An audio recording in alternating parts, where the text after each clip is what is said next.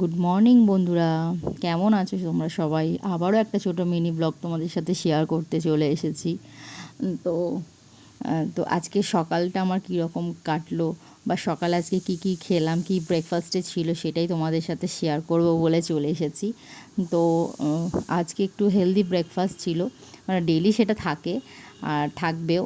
তো দেখো আজকে একটা সকাল সকাল একটা শেক নিয়েছিলাম, ঠিক আছে? তো তোমরা দেখে বলো তো এটা কী শেক, আর ওর সাথে একটু চিয়া সিডও ছিল। তো সকাল সকাল আমি এই শেকটা নেওয়ার পরে একটু হালকা এক্সারসাইজ করে নিয়েছিলাম মর্নিংয়ে। তারপরে ছিল আমার ব্রেকফাস্ট, যেটা মিড মর্নিং ব্রেকফাস্ট বলতে পারো। তো একটু হেলদি খাওয়াটা খুবই দরকার, কারণ সবসময় রিচ রিচ খেলে তো আর হবে না।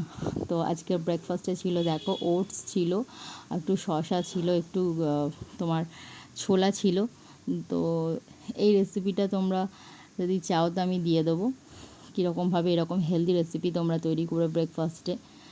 তো দেখো খাচ্ছিলাম, খুব ভালো লাগছিলো, টেস্টি ছিল, কারণ একটু ওপর থেকে মানে লেবু দিয়েছিলাম, একটু চাট মশলা দেওয়া ছিল, যার জন্য খুব টেস্টি ছিল জিনিসটা। তো চলো, থ্যাংকস ফর ওয়াচিং।